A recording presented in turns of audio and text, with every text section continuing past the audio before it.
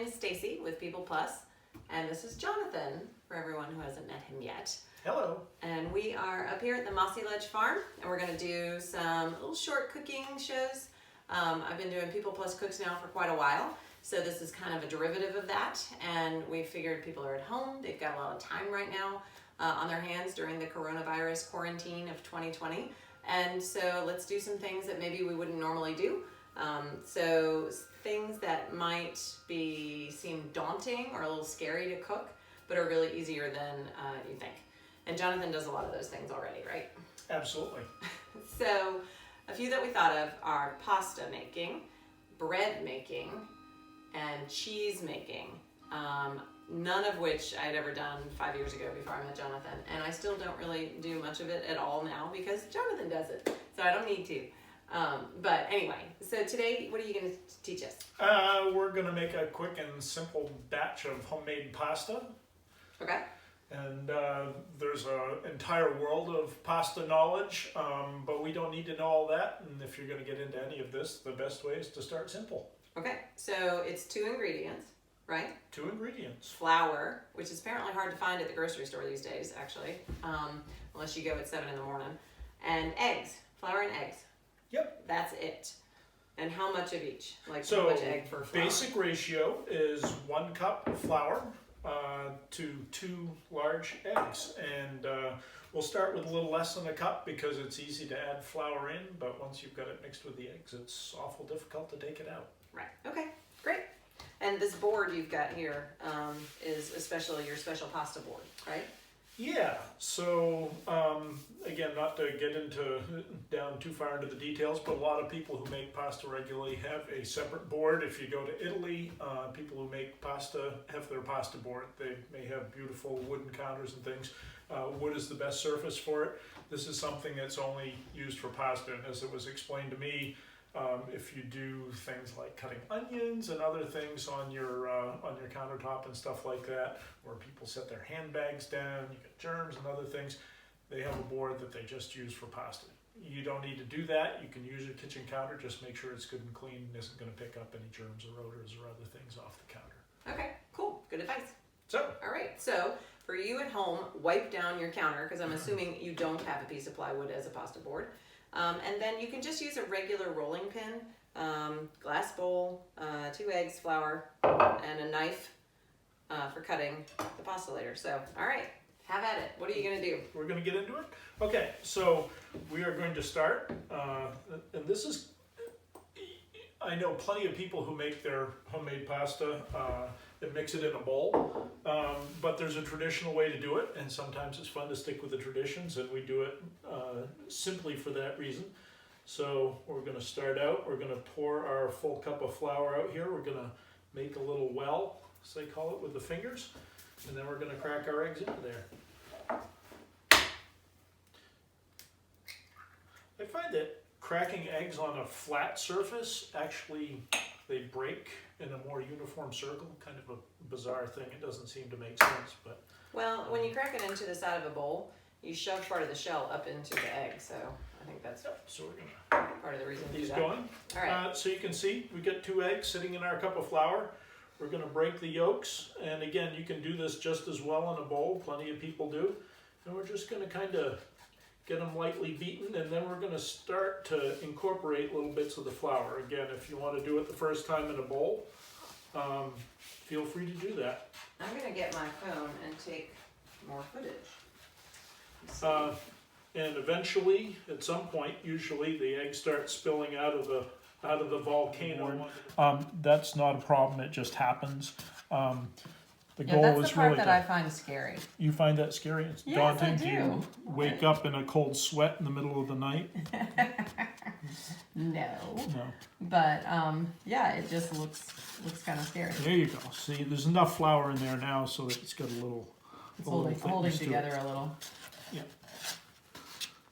You can just so do you use a scraper on yours? I've seen people use scrapers. Yeah, we do have a dough scraper. I am not using one today because I assume a lot of the people who might be trying this don't have dough scrapers. So. What about just a spatula? Yeah, you could use a spatula. We can do that. Spatula, anything like that is probably a good thing to have. In fact, why don't we grab a spatula and work that in. There you go. Spatula. All right. So what we want to do, and again, it's like baking so many other things, we want to get the dough, we want to work the egg and the flour all together here. We're going to just kind of start folding that over and kind of patting it together a little bit as we work the flour in. And again, you know, the goal is to start with maybe a little less flour than you need, because you can always add more. Sometimes it can be, if your eggs are a little on the small side, you can add another egg if you need to. Well, if your egg's on the small side, you can't add a 1/16 of an egg very easily to make it a little moister. Why? You can't, what if you put an egg in another bowl and scrambled it and just added part of that?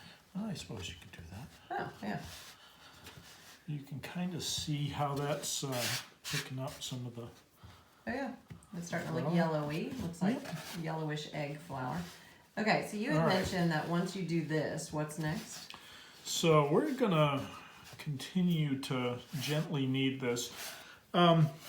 It's interesting. Like I said, there's a whole body of knowledge. People spend entire lives or careers learning about pasta and so on, different kinds of flours. There are a great many types of pasta that are made without using eggs, just using water. Some of them made with a mixture of water and egg. What we're trying to do is incorporate the flour in here. We're going to get this hopefully smooth. We're gently kneading it. What you're trying to do is build the gluten strands at this point, not rip it apart. Build the gluten strands. Yeah, so gluten, again, the internet is a wonderful thing for learning if you look in the right place. We're just gently kneading this. We're going to do it for another minute or two. There's a lot of different ways you can knead it, but we're just kind of gently folding and pushing this. And you can kind of see that the texture is getting pretty smooth with that. So we're pretty close. We're going to get this into a little ball. And then we're going to... I was like watching you and I didn't move the camera. We're going to put that in a little ball. Then we're going to get some saran wrap and put it over that and let it sit for about 20 minutes. Okay, we're back and it's been about 20 minutes. What you can't see off camera is we've got a pot of very salty water coming to a boil, because once this gets rolled out and cut, it goes straight into the water, right? Yep. Okay. It can dry for a little bit. Doesn't really matter. But okay. Yeah, there's no benefit to waiting. All right, let's see it. What's next? Okay. So here we've got our little nub of dough, which the texture has actually changed while it's been sitting there. It's like cookie dough, sort of. Yeah, a little bit. And it looks like a tiny amount of dough, right? It does, so actually. See Not look like very much dough. Yeah, you'd hardly think that you could feed 2 or even 3 people with that. So because we're using a regular rolling pin, because we're assuming that most of you have something more like this, traditionally what would be used is what's called a mattarello, which is a large rolling pin. This is actually short for a mattarello. It's one I made from old cherry wood on the lathe.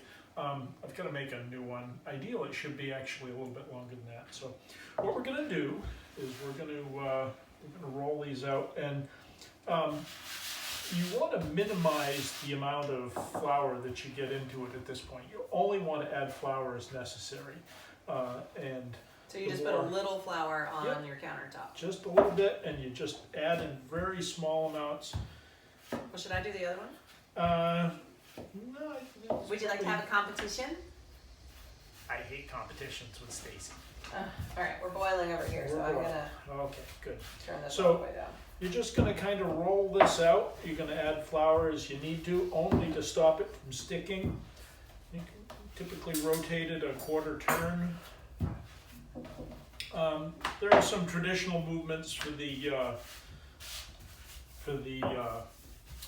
rolling pin or mozzarella, but we're not really gonna worry about those at this point, because the goal is to keep it simple, make something that you can enjoy, and then if you want to get into all the finer points of the technique afterwards, then you can do that. The other sheet has now been cut, Rolled out. rather. And over here, I've got some, probably hard to see, I've got some little pieces of Jonathan's homemade pancetta cut into little niblets, and I'm gonna fry these up in a pan, and then add chopped garlic and fresh chopped tomato. And that's gonna be our sauce, actually, with olive oil. So I'm gonna stir this while you're doing your thing. And the water pot is ready. So we're just gonna kind of loosely roll this up. We've got enough flour you can kind of, hopefully it's not gonna be too sticky. And then we're just gonna cut these into, just over 1/4 inch wide. Hopefully they will unfold for us when we're ready. Oh, that's how you do that. I just thought you were gonna slice this in long slices. Nope. That's much easier. Can I unroll them? Yep, I would appreciate it if you would. Yay, this is the fun part. Do you want the water in a rolling boil? We want the water on a full rolling boil. Okay, you can turn the water up too. Okay, so it works well. Just a tea towel. Kind of a little loose pile like that, that'll keep them from sticking together. Okay. I will be responsible for unrolling all of the pasta ribbons. Water's boiling. Water's boiling. Let me get this out of your way. Yep. Kind of. This is Right. easy. So, water's boiling. Just dump in your pasta, sort of in one bowl there. Do you want that spatula? Yeah, we'll give it a stir. A stir is good. Just need to be with that. So, with most of these pastas, if they're just a single rolled pasta like this, 2 to 3 minutes after it returns to a boil. And if you're making stuffed pastas and things like that, it's somewhat longer because it's thicker, but 2 to 3 minutes. And then we'll dump it in the colander, and then They're done. Yeah, ideally this goes straight in so that it doesn't. Okay, you can see here behind me, Jonathan is, he's got the draining of the pasta. We are just finishing up the little crispy bits of pancetta here. I'm going to add chopped garlic.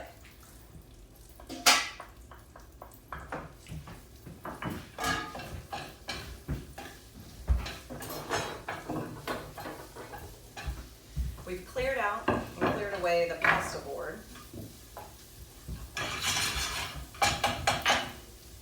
So the chopped garlic is going to cook literally in the fat. You can use bacon if you don't have pancetta. Just chopped ham even would be good.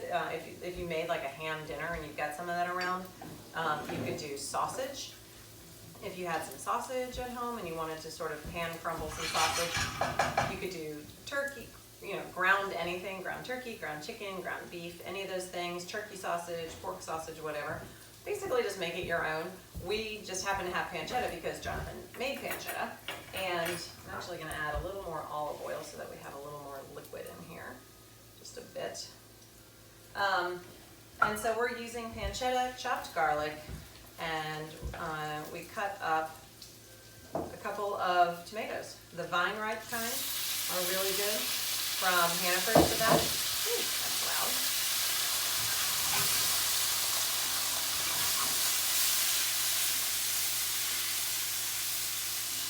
Kind of get that tossed around. Incorporate all your stuff. This really needs to only cook down for just a couple minutes. Let that kind of come together. So I'm going to add a little thyme. I think thyme has a nice sort of earthy flavor that it brings to things. That's kind of the end of that bottle. and some parsley. So a lot of people might think oregano, and you can definitely use oregano if you want. You could throw in pretty much any herbs you want that you like. An herb that Jonathan likes to use a lot is herb de Provence, which is kind of a blend of herbs. Yep. Or rosemary. Basil, any of those, or any combination. Right. All right. I think that looks darn good. What do you think? So we got some pasta in there. Yeah, so the best way to do this is you put your pasta straight into your sauce. You toss that around a little bit.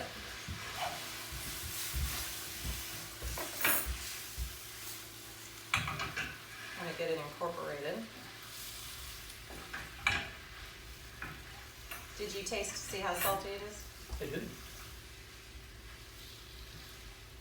The pancetta is going to be pretty salty, and we did cook that pasta already in a bunch of salt.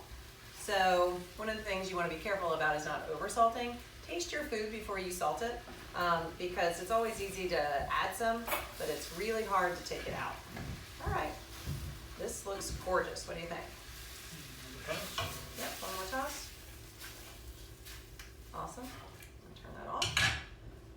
All right, so Some tongs. we need some tongs. We're just going to share a plateful for now. Take some of the tomatoes.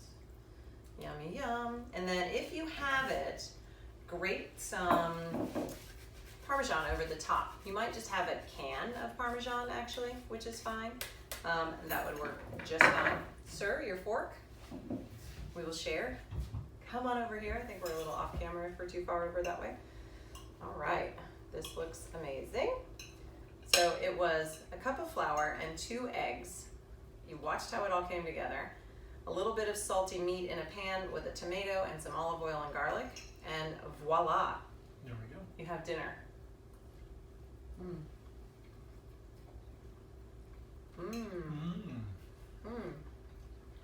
The pasta has a really nice mouthfeel. It's chewy a little bit, and the crispy pancetta is salty. And the tomatoes, I have to have a tomato. How are those? Good, not overcooked. Still some texture in the tomatoes, which is nice. All right, you got the plate? I got the plate. So you think you could do this at home? I think you could. Don't you think so? I expect so. All right, so that's it on making your own pasta. Choose any sauce you want. Red sauce out of a jar would be just fine. Some pesto, butter and cheese would be good too. But try sage. Butter and sage, yeah. Any of those. But just try to make it your own and experiment and have fun. It's almost impossible to ruin it. So even if you just roll it out, slice it up, and drop it in water, it might be a dumpling, but it'll still be delicious. So try it yourself at home, and we'll see you next time on back up here at Mossy Ledge Farm.